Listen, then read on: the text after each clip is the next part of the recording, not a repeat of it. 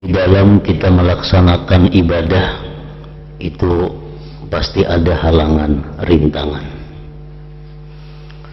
Nah, bagaimana kita menghadapi halangan rintangan itu supaya ibadah kita bisa mulus, berjalan terus menerus.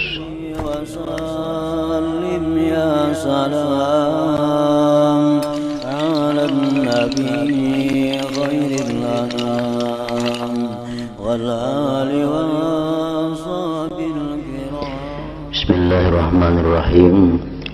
Alhamdulillahirabbil alamin wa bihi nasta'in ala umurid dunya waddin. Wassalatu wassalamu ala asyrafil anbiya wal mursalin sayyidina wa habibina Muhammadin wa ala alihi wa sahbihi ajmain.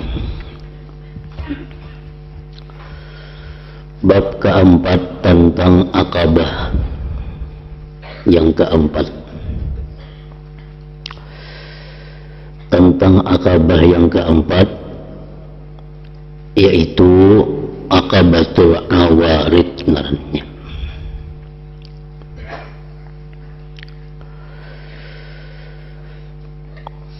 Selanjutnya, hendaklah engkau, wahai penuntut ibadah, semoga Allah memberikan taufik kepada engkau, menahan rintangan-rintangan yang datang. Awarid bahasa Arabnya, yang bisa menyibukkan dan melalaikan engkau dari ibadah kepada Allah Ta'ala, beserta menghalangi jalan-jalannya perintang-perintang ini, supaya engkau tidak sibuk menghadapi awarid saja dan meninggalkan maksud engkau, yaitu berkhidmat kepada Allah Ta'ala. Artinya di dalam kita melaksanakan ibadah itu pasti ada halangan, rintangan. Nah, bagaimana kita menghadapi halangan, rintangan itu supaya ibadah kita bisa mulus, berjalan terus menerus.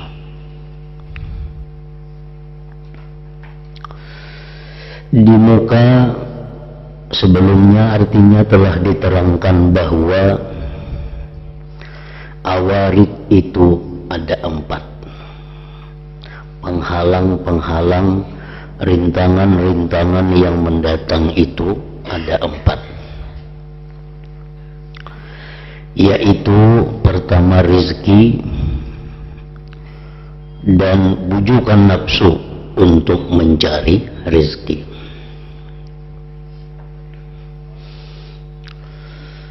Dalam keterangan yang dahulu dijelaskan oleh Imam Ghazali bagaimana kita bisa berkhidmat, berbakti kepada Allah Subhanahu wa Ta'ala dengan menjalani satu jalan ibadah yang menyampaikan kita kepada keridhaan Allah.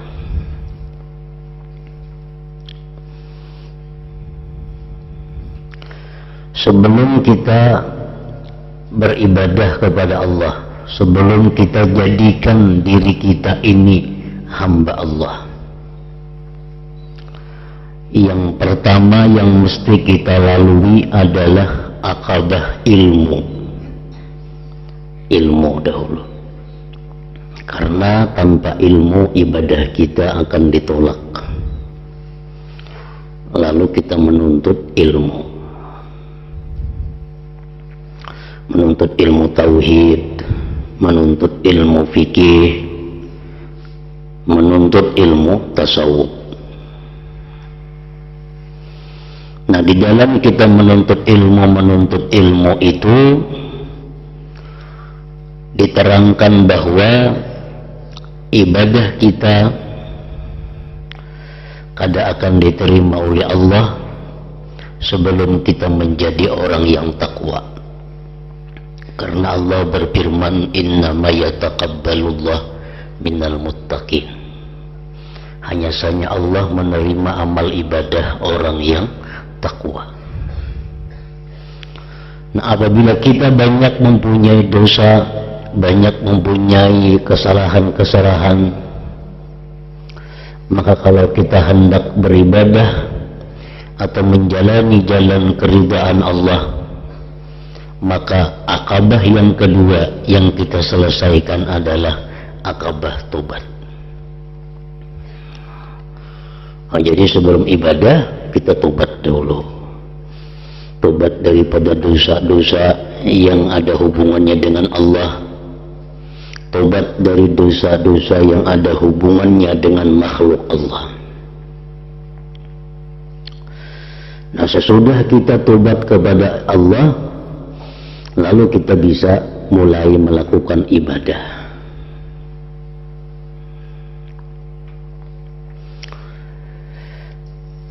Di dalam melakukan ibadah itu kita akan berhadapan dengan awaik. Awaik artinya penghalang-penghalang. Penghalang-penghalang ibadah. Apa penghalang-penghalang ibadah itu? Dijelaskan dahulu oleh Imam Ghazali. Pertama adalah dunia. Yang kedua makhluk, lingkungan, masyarakat, keluarga. Yang ketiga syaitan. Yang keempat nafsu. Nah, itulah yang menghalangi kita beribadah itu. Maksudnya ibadah itu bukan hanya ibadah-ibadah biasa. Karena kalau kita ingin menduduki kedudukan tinggi di sisi Allah, itu kita mesti menghabiskan kebanyakan waktu kita berkhidmat kepada Allah. Kita ambil contoh umpamanya, kita hendak bujur-bujur mengabdi kepada Allah, menjadi seorang hamba yang diridhai. Pertama, kita selalu menuntut ilmu. Menuntut ilmu itu kita anggap sehari semalaman ini menghabiskan waktu 2 jam. Artinya 4 pengajian. Berilah waktu untuk menuntut ilmu itu 2 jam. Dalam 24 jam sehari semalam. Kemudian sembahyang berjamaah dengan rawatib-rawatibnya, sunat-sunat qabliyah ba'diyah, dengan wirid-wiridnya. Kita anggap dalam sehari semalaman ini memerlukan waktu 2,5 jam. Maghrib setengah jam, kita sembahyang berjamaah, berwirid, nah, baik usaha, kemudian membaca sembahyang ba'diyahnya, kemudian ada bacaan-bacaan tertentu maghrib, kita ambil setengah jam. Isya demikian, subuh, zuhur, asar. Jadi dalam 24 jam 5 waktu berjamaah itu menghabiskan waktu 2,5 jam. Tambah kita menuntut ilmu tadi 2 jam, berapa jadinya? 4,5 jam.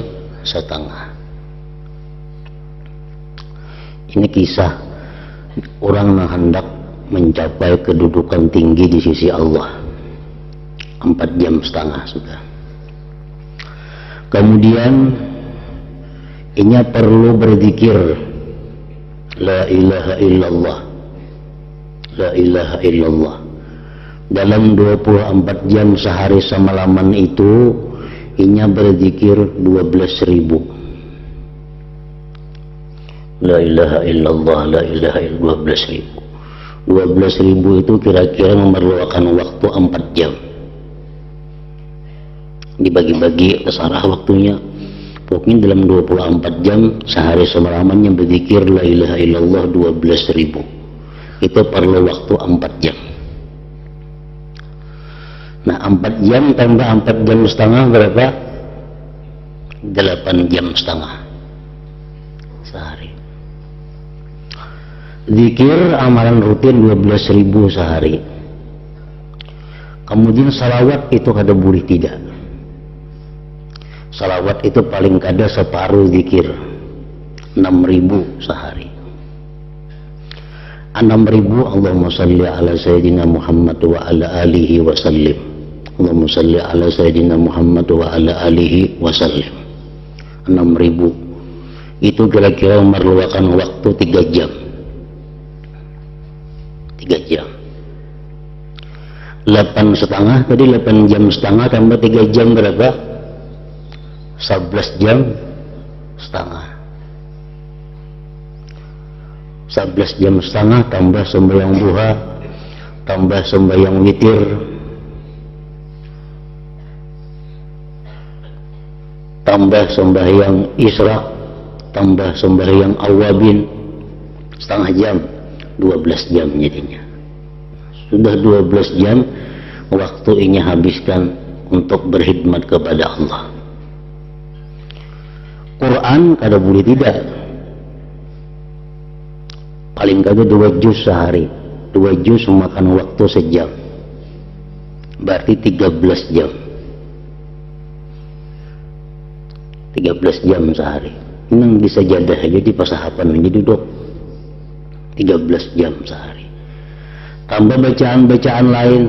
Istighfar umumnya 100. Subhanallah wa bihamdih 100. Total anggap semua total 13 jam. Mampu 13 jam. Nah bila kita mampu 13 jam itu hanya untuk mengabdi kepada Allah, berarti kita sudah menghabiskan lebih dari separuh dalam sehari semalaman. Kan 24 jam kan 13 jam sudah lebih separuh. Nah jadi sisa waktu 11 jam. Guring kita anggap waktu guring itu 6 jam sehari semalaman. 6 jam tambah 13 jam 19 jam. 19 jam. Sisa waktu lagi berapa? 5 jam. Nah 5 jam basarah digunakan untuk apa lagi? Nah kayak itu hendak menjalani jalan ibadah. Itu caranya hendak berkhalwat kepada Allah. Bila kita mampu macam itu, kita akan berhadapan kepada rintangan-rintangan, berhadapan kepada halangan-halangan untuk bisa meneruskan ibadah nang kaya tadi, untuk bisa menjadikan ibadah seperti rutin tiap hari. Menuntut ilmu 2 jam sehari, sembahyang berjamaah 2 jam setengah sehari, zikir 4 jam sehari, salawat 3.000 sehari, Quran 2 jam sehari, dan lain-lainnya 13 jam jumlahnya tiap hari kita itu. Karena tujuan kita hendak mendapat ma'rifatullah, tujuan kita hendak jadi kekasih Allah, harus macam itu. Nah bila kita macam itu terus menerus, kita akan berhadapan dengan penghalang. Nah, apa yang menghalangi kita? Pertama, dunia. Kawalah kita mengaktifkan ibadah yang kayak tadi, kalau kita masih berurusan dengan dunia, kita berisi toko, kita berisi perumahan, berisi ternak, berisi apa, jelas sudah kada akan kawa melakukan ibadah 13 jam sehari, kada mampu. Karena dunia ada kita urusi. Sedangkan waktu untuk dunia cuma tersisa 5 jam tadi. 5 jam sudah tersisa waktu 5 jam. Dunia penghalang kita. Kayak apa supaya dunia ini jangan jadi penghalang? Kita pakai sifat zuhud. sifat zuhud. Zuhud itu artinya apa? Kita ambil dunia-dunia yang mendukung, yang menunjang, yang membantu pelaksanaan ibadah kita yang 13 jam tadi. Nah, kita ambil, kita cari dunia, tetapi yang mendukung supaya kita mampu melakukan ibadah 13 jam tadi. Misalnya menurih busukan 2-3 jam, jual dapat 70.000, tahan sudah sehari. 2 jam lagi ada waktu sisa. Misal 5 jam untuk dunia. Nah, penghalang pertama dunia dihadapi dengan zuhud. Arti zuhud apa? Mengambil dunia yang membantu ibadah, meninggalkan dunia yang mengganggu ibadah. Dunia yang mendukung ibadah 13 jam tadi kita ambil, kita pelihara. Dunia yang mengganggu, tinggalkan. Penghalang pertama adalah dunia, zuhud. Dihadapi dengan zuhud. Penghalang yang kedua untuk rutin beribadah 13 jam tadi, penghalangnya adalah makhluk, masyarakat. Kayaknya ada acara berkumpulan ini, ada acara bahandilan, ada acara barisan, ada acara macam-macam, ada bergaul ke situ kamari.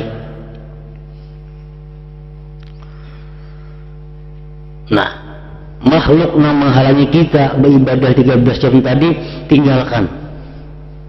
Kecuali makhluk-makhluk yang mendukung kita untuk melakukan ibadah 13 jam tadi, makhluk itulah yang kita pelihara. Makhluk-makhluk manusia-manusia yang mengganggu rutinitas kita ibadah 13 jam sehari itu kita tinggalkan. Yang ketiga yang menghalangi kita, syaitan. Syaitan membisiki macam-macam ke telinga kita. Itu ini. Nang intinya supaya kita kadang-kala rutin menjalankan ibadah itu. Perangi syaitan dengan mempelajari bagaimana caranya menghadapi syaitan. Yang keempat yang menghalang kita adalah nafsu. Hendak itu, orang bisa beda motor, hendak bisa beda motor. Orang ini hendak juga ke itu, hendak juga ke ini. Nah, nafsu. Nafsu itu dikendalikan dengan kendali takwa. Dengan kendali takwa. Nah, apabila dunia itu sudah kita ambil dengan zuhud, makhluk kita ambil dengan uzlah, syaitan kita lawan, nafsu kita kendalikan, maka ibadah kita yang 13 jam sehari itu akan bisa berjalan terus-menerus. Terus-menerus berjalan. Berjalan terus-menerus. Begitu berjalan ibadah kita, kayaknya timbul rintangan-rintangan. Rintangan yang pertama apa? Masalah rezeki. Ikam mencari waktu cuma ada 5 jam. Hasil duit ikam 5 jam itu paling-paling 50.000 atau 100.000 sehari. Berusia kayaknya ikam garing, kayak apa ikam? Berubat. Berusia kena anak bini ikam masuk rumah sakit, kemana ikam mencari duit? Nah, ini hal rezeki. Ini yang mengganggu perjalanan ibadah kita.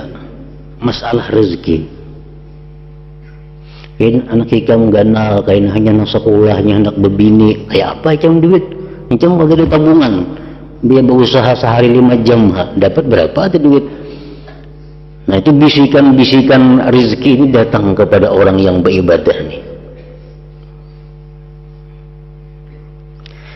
Nah, lalu rintangan ini bisa ditanggulangi, diatasi dengan tawakal, pasrah diri kepada Allah. Ada datang jam kayak apa kena masalah anak, menikam kayak aja beribadah aja, anak tuh benaran kayak apa? Nah, tawakal, aku dan anakku tuh ampun Allah Ta'ala. Aku mengabdi kepada Allah, biar Allah yang mengurusi anakku. Karena aku yakin Tuhan kadang menyia-nyiakan orang yang mengabdi kepadanya. Kita aja begawi lawan bos 24 jam, begawi lawan bos anak kita garing, sidin mau betiakan. Apalagi bekerjaan Allah Ta'ala, anak kita garing diletakkannya lah, mustahil itu. Nah, ada pikiran-pikiran macam itu. Tawakal kepada Allah. Karena itu hendaklah engkau tawakal kepada Allah dalam masalah rezeki dan keperluan. Nah, jadi itu gawian. Misalnya kita hendak bakhalwat, ulang bahari bakhalwat itu ada 3 hari, akhirnya ada 7 hari, ada kadang-kadang sampai 40 hari khalwat, bersunyi, membersihkan diri, membersihkan hati, membersihkan pikiran, membersihkan roh. Ambil waktu 3 hari. Dalam 3 hari itu kita berturut-turut macam tadi, sembahyang berjamaah, menuntut ilmu. Khalwat itu bukan arti khalwat itu ke tengah gunung, lautan belantara, situ ada. Khalwat itu bisa di tempat kita, di mana kita tinggal bisa. Khalwat itu bukan berarti kita harus pindah tempat ke tengah hutan situ menyendiri, ada tuh uzlah itu lain lagi. Nah, ini khalwat bisa kita laksanakan di rumah kita, yang berjamaah, zikir 12.000 sehari, salawat 6.000, Quran 1 juz, 2 juz siang dan malam. Nah, 3 hari kita istirahat dulu. Yang 2-3 bulan itu kalau hendak itu. Tapi kalau mestinya seorang hamba Allah hendak dapat kedudukan tinggi itu menjadi pekerjaan sehari-hari, pekerjaannya sehari-hari. Nah, tentu kada akan bisa kalau kita masih mengabdi kepada dunia.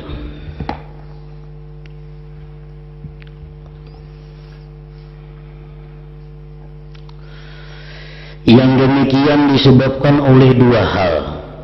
Kenapa kita mesti bertawakal kepada Allah? 2 hal. Pertama, engkau bisa melulu ibadah dan engkau dapat berjalan di atas kebaikan, perkara yang menyenangkan, yang pasti timbul dari tawakal. Kalau kita tawakal kepada Allah, kita pasti akan berjalan dalam kebaikan.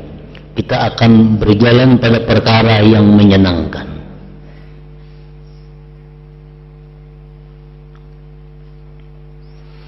Karena orang yang tidak tawakal tentu sibuk dan melupakan ibadah kepada Allah.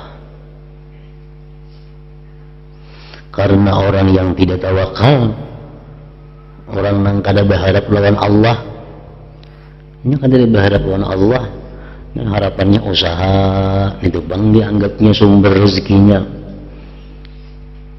Bila tutup usaha dianggapnya kada datang duit, bila buka usaha dianggapnya dapat duit. Ini bertuhan lawan usaha. Kalau orang bertuhan lawan Allah, bertawakal lawan Allah, usaha itu buka kada buka. Kalau memang janjinya hari ini ada rezeki, pasti ada rezeki.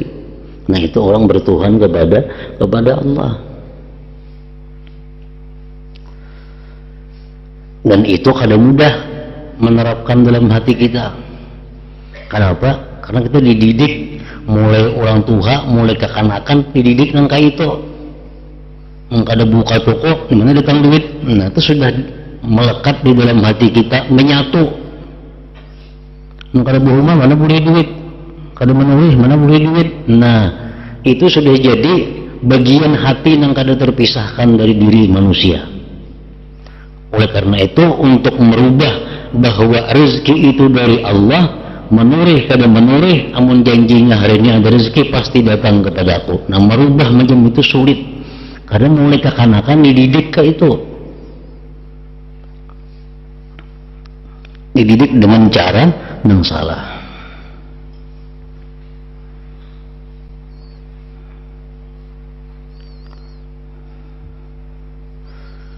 Orang yang tidak tawakal tentu sibuk dan melupakan ibadah.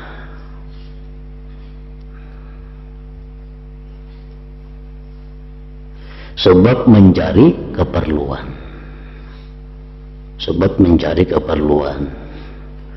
rezeki dan kemaslahatan hidupnya, baik pada zahir atau pada batin.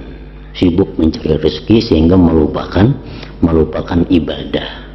Semestinya sibuk beribadah melupakan mencari rezeki. Nah itu sibuk beribadah lupa mencari rezeki. Nah itu nang bujur. Kalau sibuk mencari rezeki lupa beribadah, itu terbalik. Kenapa? Terbalik karena manusia dicipta Allah untuk beribadah. Wa ma khalaqtul jin, tidak kuciptakan jin dan manusia melainkan untuk beribadah. Di manusia dicipta Allah untuk beribadah. Karena beribadah ini kita kada kawa, kalau kada ada duit disuruh Tuhan kita mencari duit supaya kawa beribadah. Nah jadi kayak itu ada kita terbalik. Mencari duit itu tujuan hidup. Allah menciptakan aku untuk mencari duit. Nah, sehingga beribadah kada ingat lagi karena kesibukan mencari duit itu. Terbalik itu. Nah orang yang kada bertawakal tentu sibuk dan melupakan ibadah kepada Allah. Sebab mencari keperluan, rezeki dan kemaslahatan hidupnya, baik pada zahir atau pada batin. Ada kalanya dengan mencari-cari dan bekerja seperti umumnya orang-orang yang senang dunia, dan ada kalanya sibuk mengingat-ingat rezeki, menginginkan rezeki, serta khawatir dalam hati seperti orang-orang yang rajin beribadah, tetapi hati mereka terpancang kepada dunia. Orang rajin beribadah tapi nya kada bisa tawakal, hatinya kada mau khusyuk beribadah, hatinya kada mau khusyuk. Zuhur tak kali 5 rakaat, sembahyang banu 3, sembahyang isya rakaatnya kada kakaruan karena hatinya kada bertawakal. Kalau sibuk hatinya sibuk mengingat-ingat mata pencaharian. Padahal seorang mencari kada, seorang dalam beribadah, cuma karena kada tawakal lalu mengingat-ingat rezeki, mengharap-harap berian ulang. Karena hatinya kada bertawakal kepada Allah. Padahal ibadah itu membutuhkan kosongnya hati dan badan agar baik ibadah terpenuhi. Badan yang kosong dari pekerjaan supaya kawa selalu menghadap kiblat. Hati yang kosong daripada dunia supaya bisa menghadap Allah. Jadi beribadah itu mesti kedua-duanya kosong. Kada kawa awak saja kosong. Ada orang kada begawi di rumah aja begana, kada ke pasar, kada bekerja, kada. Cuma orang ini banyak usaha di situ kemari, mandak saham, di sini ada mandak saham, sana ada mandak saham, berpuluh-puluhnya mandak saham. Ini di rumahnya begana lagi. Kawalah beribadah, kada kawa juga karena hatinya sibuk mikirkan itu. Jadi awak begana di rumah, tapi usaha banyak, nah orang menjalankan. Di toko ini nanam saham, ada orang berdagang itu ada umpar saham, orang bisi motor ada juga umpar saham, orang mengontrakkan bis batu bara ada juga bisi saham, di mana-mana saham. Orangnya di rumah aja begana, kada kawa juga beribadah dengan baik. Kenapa? Hatinya sibuk memikirkan nah macam-macam usahanya itu. Nah jadi ibadah itu kada kawa murni kalau kada kosong badan dan kosong hati. Kosong badan supaya kawa selalu menghadap kiblat, kosong hati supaya kawa selalu menghadap Allah.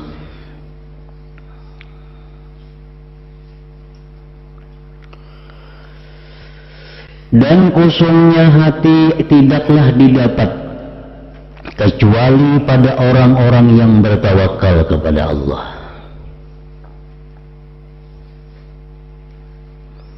Dan kosongnya hati tidaklah didapat kecuali pada orang-orang yang bertawakal kepada Allah.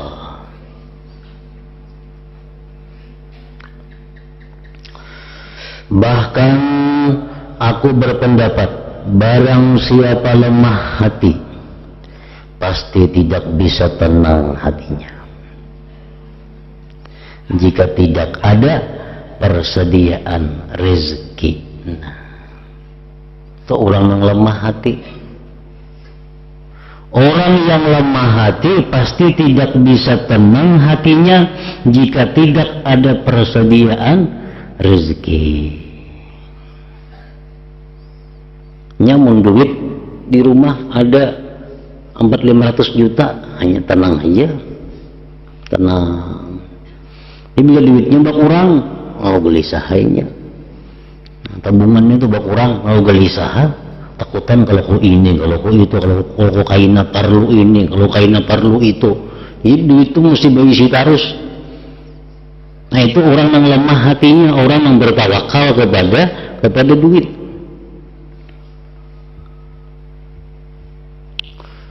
Barang siapa lemah hatinya, pasti tidak bisa tenang hatinya jika tidak ada persediaan rezeki.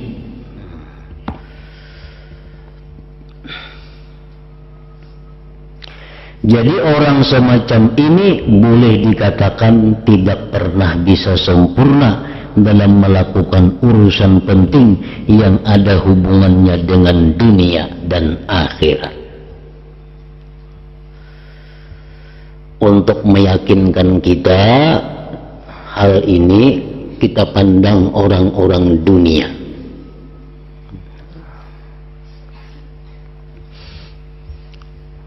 Ini berisi rumah bagus, berisi kendaraan bagus, berisi harta banyak. Pegawai apanya? Orangnya pegawai apa? Oh, pegawai bank. Gajinya 100 juta sebulan. Besok kan turun, kena pukul 5 datang. Dari gajian tuh terkumpul nukar rumah kawa, nukar kendaraan kawa, bisi kabun banyak. Karena pegawai di perusahaan gaji 100 juta sebulan. Mulai jam 6-nya turun di rumah, kena pukul 5-nya bulik. Dapat hasilnya kayak itu. Tapi ini orangnya orang betital, orang sarjana ekonomi, orang pendidikan tinggi, jadi gajinya larang. 10 jamnya pegawai, digaji orang 100 juta sebulan, hasilnya kelihatan. Ada nang saya kumpang, nang saya jam 6 juga turun, pukul 5 datang ke rumah. Berapa sehari gajinya? 50.000. Kenapa gawiannya? Pembantu tukang. Tak tukang, pembantunya. Mengatakan pasir ya tukang, katakannya. Udah kakan samin, katakannya. Pembantu tukang. Seharian begawi 50.000. Dapat duit. Seharian juga. Coba pendidikannya ini kada ada. Pendidikannya kada harap. Nggak pembantu tukang aja kawa. Padahal seharian 50.000 juga dapat. 50.000 rupiah. Itu punya rajin tiap hari turun, mengabdi lawan tukang tadi.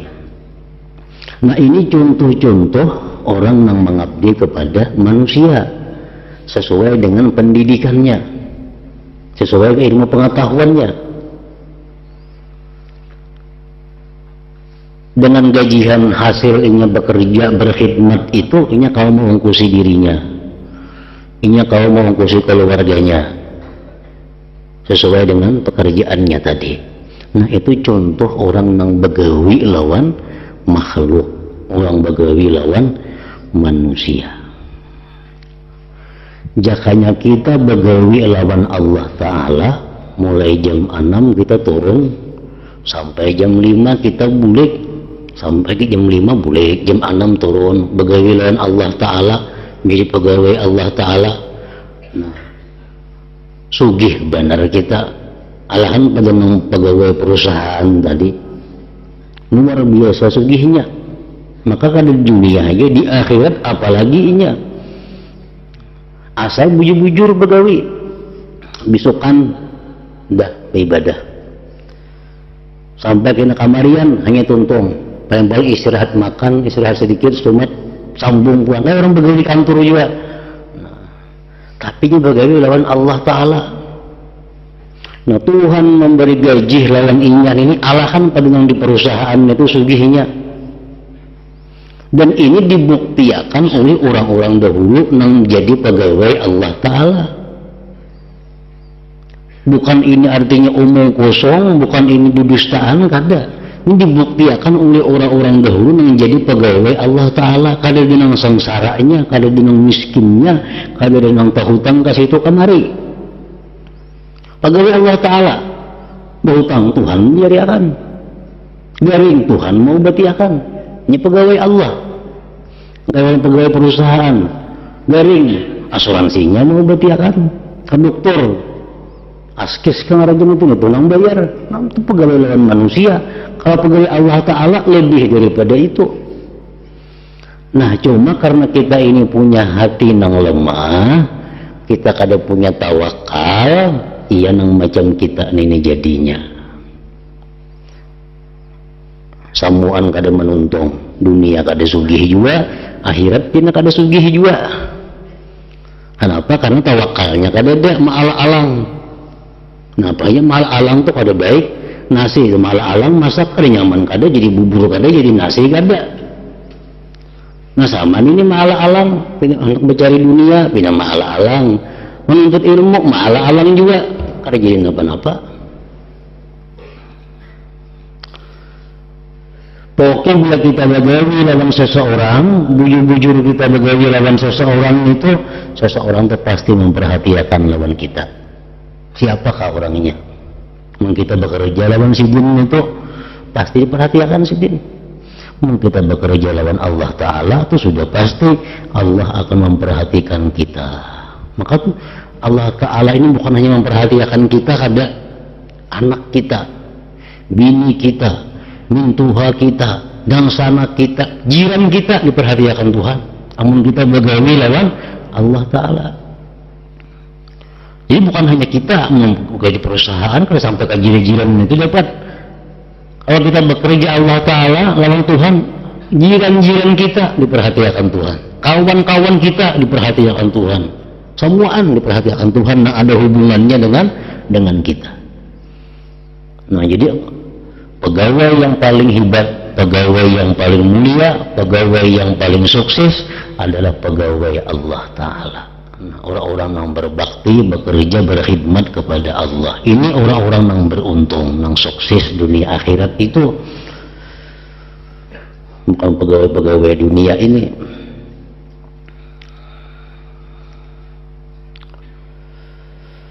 Barang siapa lemah hati, pasti tidak bisa tenang hatinya jika tidak ada persediaan rezeki.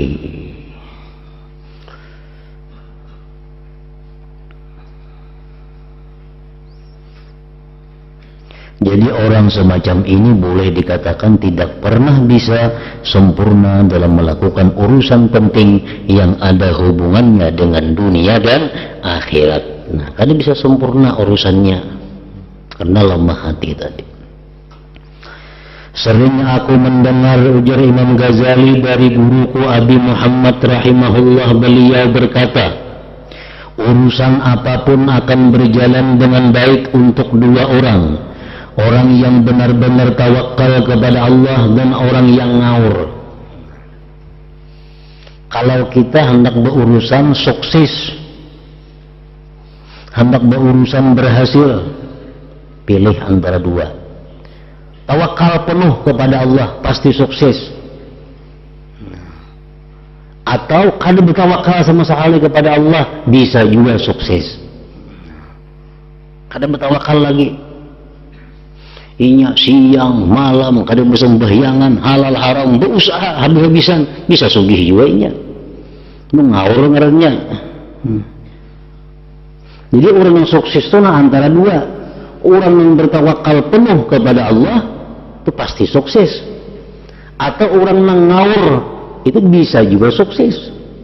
halal kah haram kana sembahyang kana kada kana ampun urang pokoknya beli anu ambil mau sukses inya mau sugih itu ngawur ngarannya.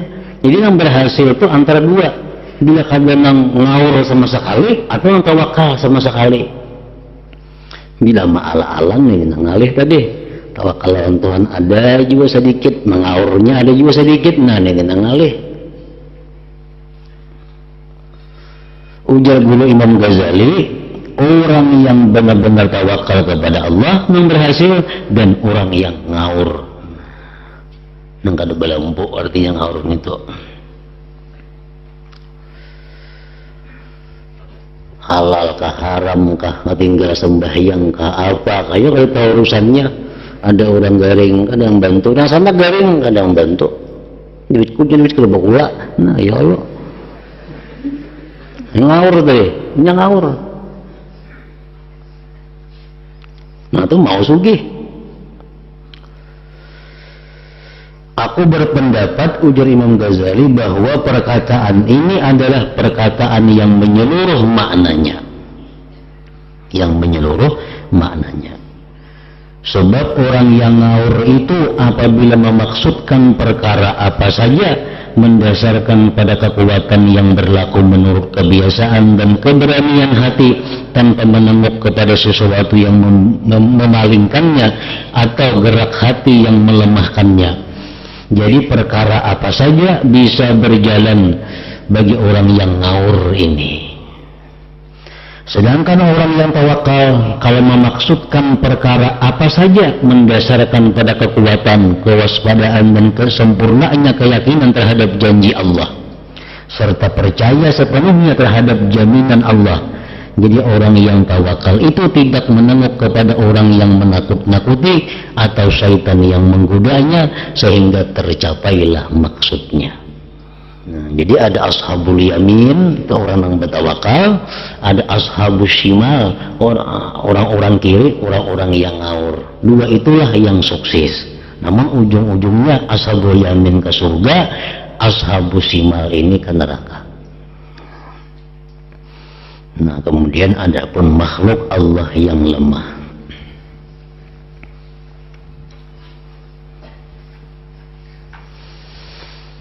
Ya hadratin Nabi sallallahu alaihi wasallam al-Fatihah.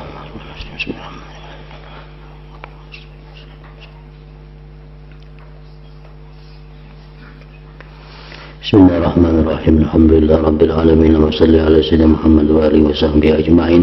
Allahumma ighfir lana ma akhta'na wa ma ta'ammadna wa ma asrarna wa ma a'lanna wa ma asrafna wa ma anta a'lam bihi minna, antal muqaddim wa antal muakhir, la ilaha illa anta. Allahumma anfa'na bima 'allamtana wa 'allimna ma yanfa'una wa zidna fahman wa ilman wa 'amalan wa hudan wa tawfiqa bi rahmatika ya arhamar rahimin. Sallallahu alaihi wasallam Muhammad wa alihi wa sallam. Alhamdulillah.